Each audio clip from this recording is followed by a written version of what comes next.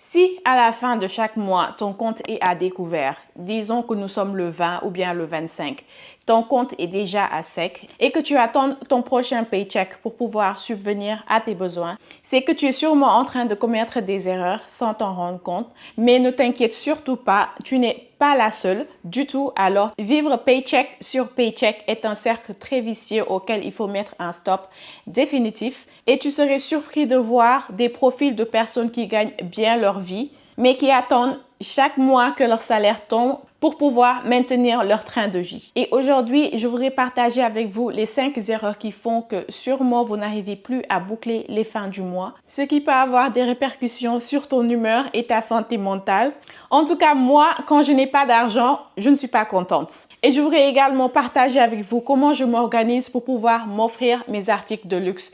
C'est bien de vous montrer les articles que je possède, mais c'est encore mieux de vous apprendre comment s'offrir du luxe en toute sérénité sans que cela ne vous plonge dans une situation financière catastrophique. Dans cette vidéo, je vais partager avec toi les étapes qu'il faut mettre en place pour éviter ces erreurs et que enfin ton argent puisse travailler pour toi.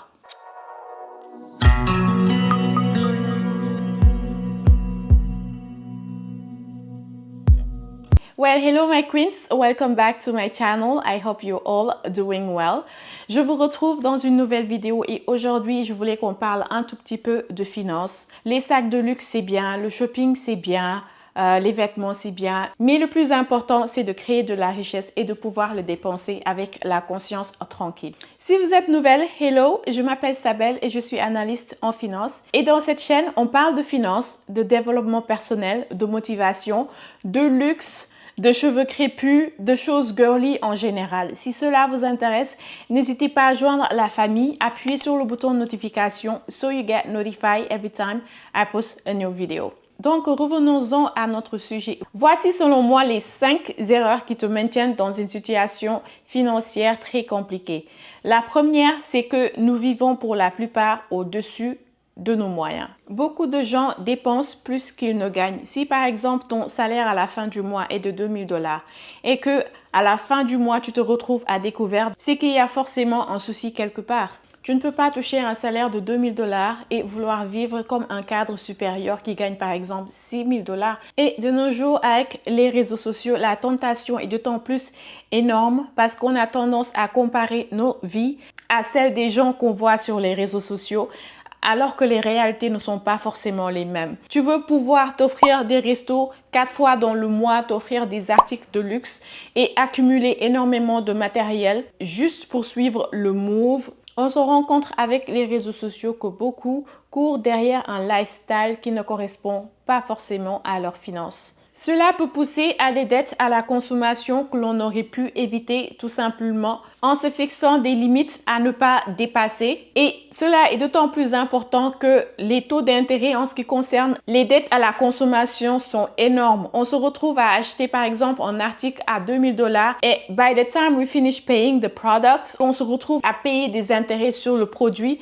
à hauteur de 800 ou 900 $. L'idéal serait de vivre au-dessous de vos moyens. Et pour cela, il est très important de budgétiser son salaire. Faire un budget mensuel est tellement important. J'ai déjà fait une vidéo de comment je budgétise mon salaire. Je vous mettrai le lien ici. C'est une étape cruciale pour pouvoir connaître ses limites en termes de finances et vivre en fonction de son budget. Faire un budget est très simple. Il suffit de se munir de son relevé bancaire et de noter toutes les dépenses qu'on a fait le mois. Cela vous permet d'avoir une idée claire de là où vous dépensez pour la plupart votre argent. À part les dépenses de survie, à savoir le loyer, la nourriture et tout ce qui vous permet de vivre au jour le jour. Toutes les autres dépenses sont des dépenses de plaisir. Je vous ai créé un fichier Excel qui vous permet de traquer vos dépenses et je le mettrai en barre d'inscription. Vous pouvez l'utiliser, c'est gratuit. Ou sinon, vous pouvez le faire à la vieille méthode. Prenez une feuille et une calculette et s'il vous plaît, calculez vos dépenses. Ceci est très important. Peu importe là où vous pensez que vous dépensez trop d'argent, c'est exactement ce point où vous pouvez apporter des changements. La deuxième erreur qui fait qu'on est dans des situations financières compliquées, c'est de ne pas avoir d'épargne. Always pay yourself first. L'épargne est l'un des éléments les plus importants dans la mesure où il te permet de souffler un tout petit peu. Je ne sais pas combien de fois j'ai mentionné dans cette chaîne l'importance d'avoir une épargne. C'est aussi l'étape qui va te permettre d'arrêter de vivre paycheck to paycheck. Ici, aux États-Unis, par exemple, quand c'est jour de paye, tu vois que les gens sont tous contents parce qu'ils pensent déjà à comment ils vont dépenser leur argent durant le week-end. Il y en a qui, quand ils reçoivent leur salaire le vendredi, le dimanche, ils ont déjà fini de flamber leur salaire et le cycle recommence paycheck to paycheck. Le but, c'est justement de sortir de ce cycle infernal et de pouvoir économiser et créer de la richesse. Et on ne peut pas créer de la richesse sans pour autant épargner. L'épargne est le premier levier économique pour pouvoir atteindre la liberté financière. Le meilleur moyen d'épargner sans même y penser, c'est de le faire de manière automatique. En général, j'essaie au moins d'économiser 30% de mon salaire chaque mois. Si vous arrivez à épargner 40%, tant mieux. Si vous arrivez à épargner 50% de votre salaire, alors là, bravo. Ceci est d'autant plus facile si, par exemple, vous vivez en famille, vous vivez avec vos parents par exemple, vous pouvez en profiter pour épargner au maximum. Et il est également très important que votre compte d'épargne ne soit pas accessible. Comme on dit, loin des yeux, loin du cœur. Out of sight, out of mind. Tant que vous ne voyez pas l'argent, vous n'aurez pas forcément l'envie d'aller piocher dedans. Et surtout, évitez d'avoir des cartes bancaires associées à votre compte d'épargne parce que ça ne sert à rien de mettre de l'argent dans un compte d'épargne et au premier souci, on va à la banque pour retirer. Ce n'est plus de l'épargne. En ce qui me concerne, voici comment je m'organise. Je vais partager avec vous, peut-être que ça pourra vous aider, on ne sait jamais. J'ai 3 comptes bancaires. Le premier compte bancaire, c'est mon compte courant. Tous mes revenus, y compris mon travail, mes side hustles, par exemple les extras que je fais le mois ou bien tout ce que je gagne sur YouTube, passe sur ce compte. Après, j'ai un autre compte que j'appelle compte dépenses où je vais virer automatiquement toutes les dépenses courantes pour la maison. Par exemple, je vais y mettre l'argent pour la dépense du mois, toutes les factures que je dois payer pour les enfants, les cours de soutien de mes enfants, leurs cours de karaté, bref, ce sera juste le compte pour dépenses en ce qui concerne la famille. Et le troisième compte que j'ai, c'est mon compte épargne que je vais alimenter chaque mois depuis mon compte courant. Et maintenant, ce compte épargne est divisé en 5 ou 6 différents comptes et je mettrai la liste ici. J'ai un compte pour mes investissements. J'ai un compte d'épargne d'urgence très important. J'ai un compte pour les vacances. J'ai également un compte pour mes sacs à main que je vais appeler plaisir et j'ai également un compte pour ma chaîne YouTube. Ce compte me permet d'économiser pour les taxes que je dois déclarer chaque année, qu'il faut prévoir. Par exemple, si YouTube me paie 100 $ par mois, les 100 $ ne m'appartiennent pas totalement. Je dois payer Oncle Sam dedans. Et mon compte épargne est organisé de telle sorte que je mets un pourcentage dans chaque case. Auparavant, je mettais beaucoup l'accent sur mon compte d'épargne d'urgence, vu que on ne sait jamais ce qui peut arriver dans la vie et je l'ai utilisé très récemment parce que j'ai eu une perte dans ma famille. Donc, j'ai utilisé cet argent qui était dans mon compte pour pouvoir faire face aux dépenses. Et en ce moment, je suis en train de recharger mon compte d'épargne d'urgence. J'ai également mon compte d'investissement que j'alimente régulièrement parce que l'épargne, c'est bien, mais il est important également de savoir investir son argent. Je privilégie les compagnies qui offrent des taux d'intérêt un peu plus élevés que les compagnies classiques. Par exemple, j'épargne mon argent chez Marcus by Goldman Sachs. Si vous êtes aux États-Unis ou bien au Canada, vous pouvez ouvrir un compte avec eux. Ils ne demandent pas un minimum de dépôt pour commencer et leur taux d'intérêt est très avantageux en ce moment. Vous pouvez utiliser mon lien pour ouvrir un compte chez eux si vous êtes intéressé. Si vous avez également besoin d'un petit coup de main pour faire votre budget, vous pouvez m'envoyer un email. Mon email est dans la barre de description. Je me ferai un plaisir de pouvoir vous accompagner. Et n'hésitez pas à me contacter si vous avez besoin d'aide. La troisième erreur qui peut nous plonger dans des situations financières catastrophiques, c'est le fait de laisser les dettes s'accumuler. Les dettes à la consommation, c'est l'un des moyens les plus rapides pour entrer dans un engrenage financier et rentrer dans un cycle infernal dont on ne pourra pas sortir facilement parce que les taux d'intérêt qui prélèvent vont faire que la dette va s'étaler sur la durée. Et si vous avez plusieurs dettes qui s'accumulent, par exemple, en plus de votre dette à la consommation, vous avez également une dette immobilière. Ça peut également peser sur les revenus du couple ou bien de la famille. Donc, si vous pensez à investir, il est crucial de régler toutes vos dettes initialement. Il y a plusieurs méthodes pour pouvoir payer ces dettes. Il y a the snowball method, c'est-à-dire l'effet boule de neige, c'est-à-dire qu'on tacle d'abord les dettes avec un taux d'intérêt un peu plus bas ou bien les plus petites dettes et ainsi de suite. Il y a également l'effet avalanche où on commence par payer les dettes avec les taux d'intérêt beaucoup plus élevés, ce qui va nous permettre de souffler un peu plus et de pouvoir payer petit à petit les autres montants avec un taux d'intérêt beaucoup plus bas.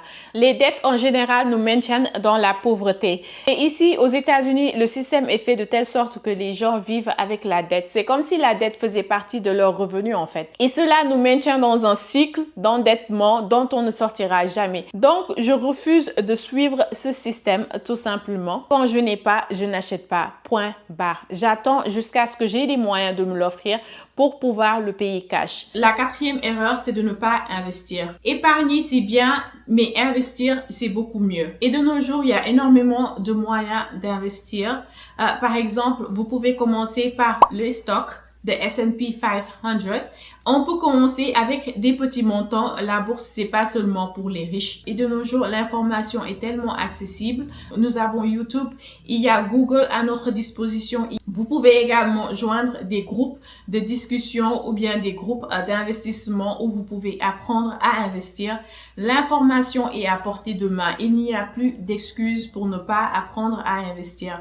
L'immobilier également est un excellent levier pour pouvoir créer de la richesse. Par exemple, vous pouvez investir dans un studio ou bien un F1 que vous pouvez louer. Avec le loyer que vous percevez, une fois que vous payez vos dépenses et vos charges, le cash flow que vous recevez, c'est-à-dire le restant, vous pouvez l'investir en bourse. Il y a énormément de moyens d'investir. Les cryptos également sont disponibles. Le but, en fait, c'est ne pas laisser l'argent dormir à la banque parce que entre-temps, l'inflation va passer par là. Si vous aviez mis par exemple 1000 $ dans votre livret A en 2020, aujourd'hui, ce même 1000 $ aura perdu un peu de sa valeur parce que entre-temps, l'inflation est passée par là. Je vous donne un exemple tout simple. Moi qui aime m'offrir des articles de luxe, en 2020, le sac classique Chanel, je crois qu'il coûtait 6000 $ si je ne me trompe pas. C'est juste un exemple que je vous donne. Je suis pas sûre à 100%. Si j'avais mis par exemple ces 6000 $ dans un livret A en ayant en tête que j'allais m'offrir le sac en 2025, aujourd'hui, avec ce même 6000 $, je ne peux pas acheter ce sac. Le but, c'est de pouvoir réinvestir cette épargne. Et la cinquième erreur, c'est de ne pas essayer d'augmenter ses revenus. Et je vais vous donner une anecdote. Ici, aux États-Unis, les gens sont un peu plus ouverts en ce qui concerne leur salaire et en ce qui concerne l'argent.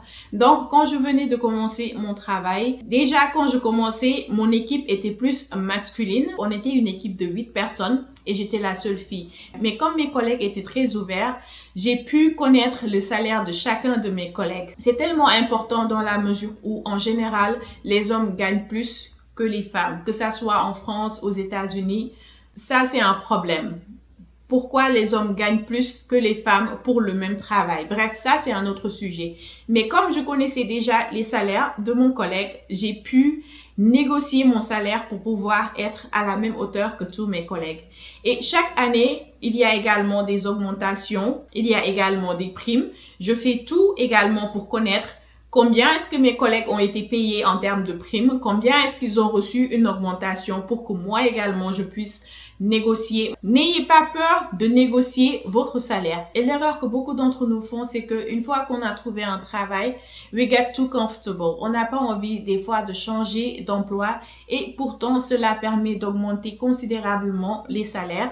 Par exemple, ici aux États-Unis, quand tu changes d'emploi, tu peux augmenter ton salaire facilement de 10 000 à 15 000 $. Donc, c'est quelque chose qu'il ne faut pas négliger. Il y a énormément d'opportunités. Il faut garder les yeux ouverts et savoir les saisir quand elles se présentent à nous. Et nous savons également que de nos jours, le salaire seul ne suffit plus à maintenir un certain niveau de vie. Un autre moyen pour pouvoir augmenter ce revenu, c'est également de faire des side hustles. Si par exemple vous travaillez dans un domaine et que vous êtes excellente, vous pouvez apprendre quelque chose aux personnes. Faites des consulting, ça marche très bien. Faites des courses online. Par exemple, vous êtes experte en finance ou bien vous êtes experte en comptabilité. Ou bien à côté de votre travail, vous savez comment faire les sourcils, vous êtes technicienne ou vous avez pu avoir un diplôme il y a longtemps et vous ressortez vos diplômes. Vous savez faire les ongles, allez le faire on the side. C'est également des moyens qui permettent d'augmenter le revenu. Ce qui est sûr, c'est qu'en 2025, avec l'économie actuelle, un seul salaire ne suffit pas. Malheureusement, c'est la réalité que beaucoup d'entre nous vivons. Donc, l'erreur que l'on fait la plupart du temps, c'est de négliger les revenus qu'on peut avoir on the side. Et une petite parenthèse avant de terminer cette vidéo. Mesdames, allez chercher du travail. Ceci est très, très important. Même si vous êtes mère au foyer, il n'y a plus d'excuses en ce moment. Avec l'Internet, tout le monde peut travailler depuis le confort de sa propre maison. Vous pouvez faire des ventes en ligne, vous pouvez faire de la formation. Peu importe, ayez une activité. Ceci est très, très important. Et celles qui ont déjà un travail, n'hésitez surtout pas à vous former pour pouvoir accéder à des jobs un peu plus élevés que ce que vous êtes actuellement. Peu importe votre âge, il n'est jamais trop tard pour apprendre. Jamais trop tard pour repartir à l'école. Jamais trop tard pour prendre des formations en ligne. Allez vous former, s'il vous plaît. Donc voilà, c'était les 5 erreurs que je voulais partager avec vous. Je sais que cette chaîne est plus concentrée sur tout ce qui est shopping, lifestyle et autres. Mais il est important également qu'on aborde ce genre de sujet. L'éducation financière, malheureusement, est tellement négligée et pourtant c'est ce qui va déterminer votre futur. Dites-moi en commentaire si vous avez envie qu'on fasse plus de discussions de la sorte. J'aimerais avoir votre avis. Je pensais également à créer un club finance ou bien une plateforme où on pourrait se rencontrer régulièrement pour parler de nos objectifs, comment faire pour les atteindre et se motiver. Également faire venir des personnes qui travaillent par exemple dans des secteurs comme bancaire ou bien des investisseurs dans l'immobilier qui pourraient nous aider à avancer dans nos objectifs. Je sais pas, c'est juste une idée qui me traverse à l'esprit. Est-ce que vous seriez intéressé par cela? Faites-le moi savoir en commentaire. Le but de cette chaîne, en fait, pour moi, c'est de partager. Je ne veux pas juste vous montrer les articles de luxe, faire des unboxings, montrer un sac Chanel. C'est très bien, mais c'est également important de savoir comment faire pour augmenter sa richesse. Qu'est-ce que vous en pensez, guys? Donc voilà, c'était tout pour aujourd'hui. J'espère que cette vidéo vous a plu. Encore une fois, guys, thank you so much for watching and see you next week. Bye!